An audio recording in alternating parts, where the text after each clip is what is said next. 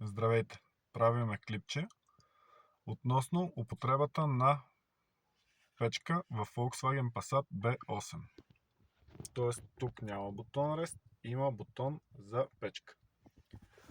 Даваме на контакт или запалваме автомобила, без значение. След което избираме с бутона меню. Като натиснем менюто до климатика, излиза това меню.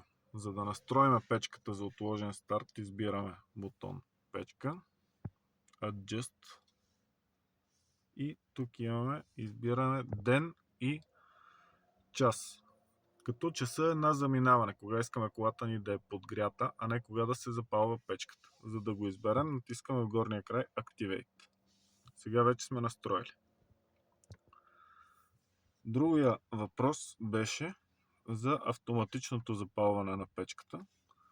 Когато пак сме в менюто на Climatronic, натискаме Setup и има отметки. Първата е за автоматична клапа на въздух, външен-вътрешен. Втората е за автоматично запалване на печката. Тоест, ако на втората сложим отметката, при под 5 градуса автоматично ще ни запалва печката, когато двигателят е студен. Това е.